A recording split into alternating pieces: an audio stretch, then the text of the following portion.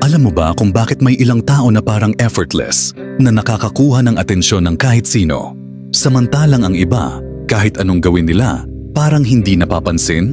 Hindi ito dahil sa itsura lang o kayamanan. Madalas, may kinalaman ito sa psychology. Ngayon, pag-usapan natin ang 8 powerful na psychological tricks na makakatulong para mas magustuhan ka ng crush mo.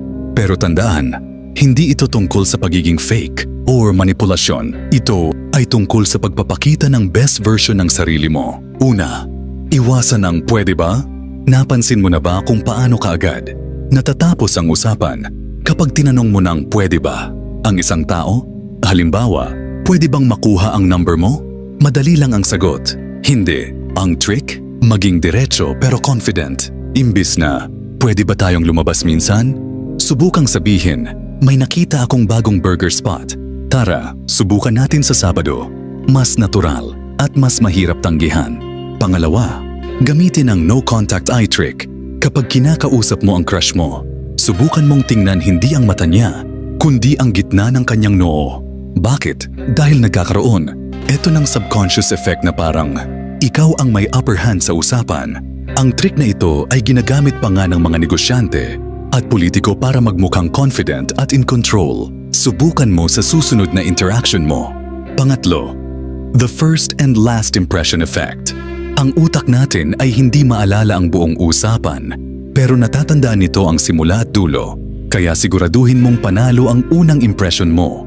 Magsuot ng maayos, mag-project ng kumpiyansa, at sa dulo ng usapan, huwag lang basta-basta aalis. Iwanan mo siya ng isang highlight moment tulad ng, ang galing mo dun na-impress ako. Tapos, saka ka umalis. Mas maaalala niya ang huling pakiramdam na iniwan mo. Pang-apat, ang power ng pagtango. Kapag nagsasalita ka, subukang tumango ng bahagya. Alam mo bang may psychological effect ito? Tinatawag itong chameleon effect. Kapag tumango ka, malamang tatango rin ang kausap mo. At nagkakaroon ng subconscious na pagsang-ayon sa sinasabi mo. Ginagamit ito sa sales at negotiations. Pero pwede mo rin itong gamitin para mapalapit ang loob ng isang tao sa iyo.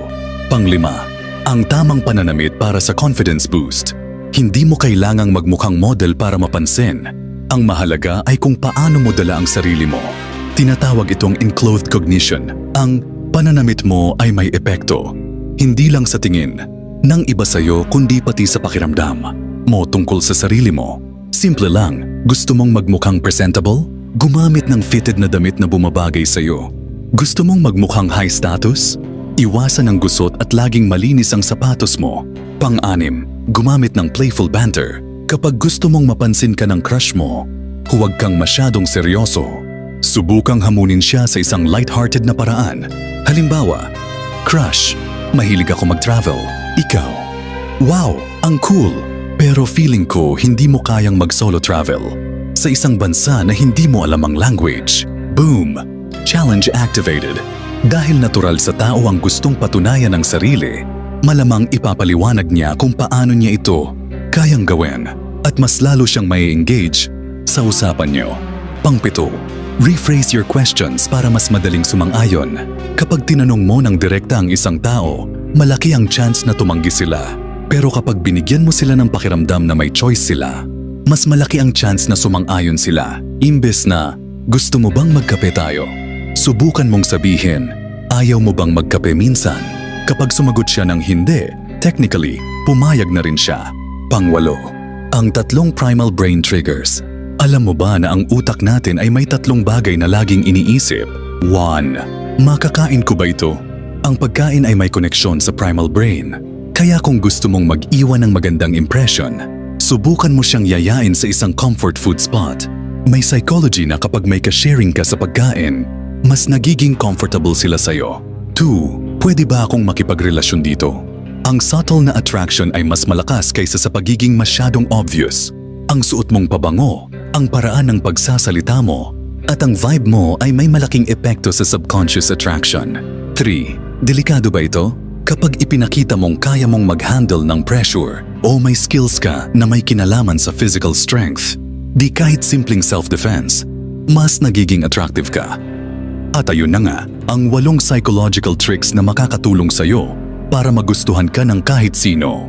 Pero tandaan, Hindi lang ito tungkol sa pagiging strategic. Ang pinakamahalaga pa rin ay maging authentic ka. Dahil sa dulo, ang pinaka nakakaakit sa lahat ay ang taong kumpiyansa sa sarili at totoo sa kung sino siya.